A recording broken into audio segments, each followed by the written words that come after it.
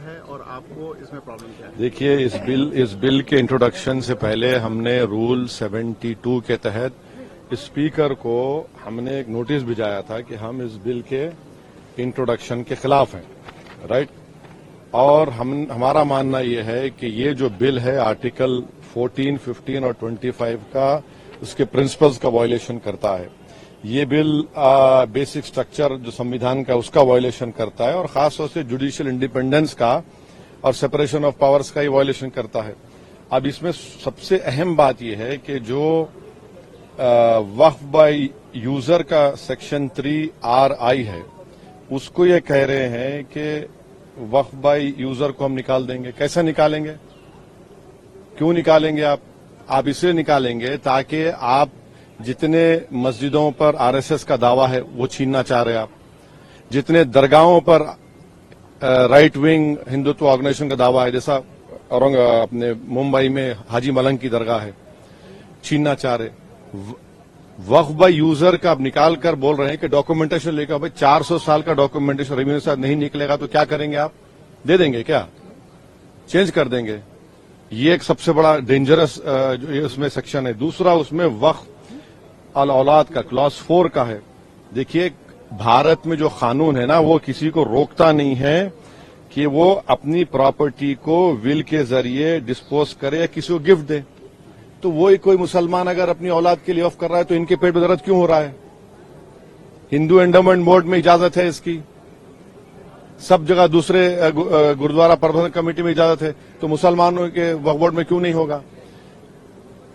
پانچویں بات یہ ہے کہ اس میں آپ یہ کہہ رہے ہیں کہ مسلمان جو 5 سال اس کے ہو گئے اسلام قبول کر کے تبھی وقف کرے گا، یہ فریڈم آف ریلیجن کا گریو وائلیشن ہے۔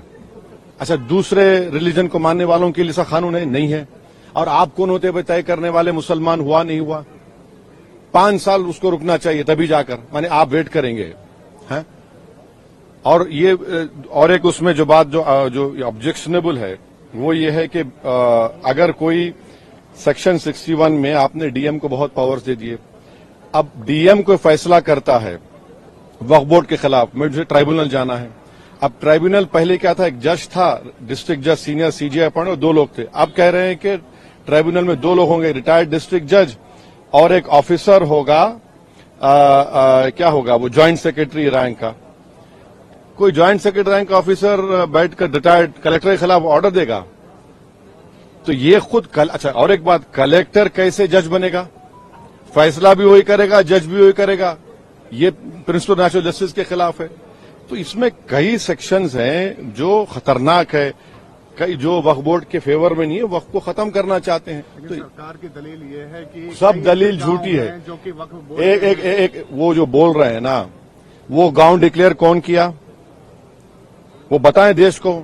وہ گاؤں ڈکلیئر اگر ہوا ہے تو وقف بورڈ پہ نہیں بولنے پہ نہیں ہوا ہے، اس لیے ہوا ہے کہ سروے کمشنر کی رپورٹ آئی، اس کے بعد گزٹ ایشو ہوا، اور گزٹ کے لیے 1 سال کا ٹائم مسلمانوں کے لیے، نان مسلم کے لیے کبھی بھی ٹائم ہے۔ آپ اس کو آبجیکٹ کریے نا۔ حیدرآباد میں بھی ایسے کے پراپرٹیز تھے جن کو گزٹ کے بعد بھی کورٹ نے اوور رول کیا۔ آپ مثالیں دے رہے ہیں، یہ سنیری باغ کی مسجد کا اگر ڈاکومنٹیشن لاؤ کہاں سے لائیں گے بتائیے؟ میرے پاس تو منتر شنتر نہیں ہے کہ 200 سال پرانے کے مرنے والوں کی روحوں کو بلا کر منتری جی کے پاس لے جاؤں کہ دیکھو یہ روح ہے اور یہ کہہ رہی کہ وقف ہے۔ یہ کیا بات کر رہے ہیں؟ تو یہ لیجسلیشن نہیں ہے، وقف کو بلڈوز کر کے ختم کرنے کا، مسلمان اجازت خود لوٹنے کا ہے۔ کو گیا ہے، آپ لوگ وروଧ کر رہے تھے، آپ کو لگتا ہے کہ JPC سے یہ راستہ نکلے گا؟ ابھی اتنا جلدی بولنا غلط ہوگا۔ JPC کا بھی اسپیکر صاحب اس کو بنائیں گے، کیا ہوگا دیکھتے ہیں۔ نیوز نیشن اب واٹس ایپ پر خبروں کی تازہ اپڈیٹ کے لیے نیوز نیشن کے اس QR کوڈ کو سکین کریں۔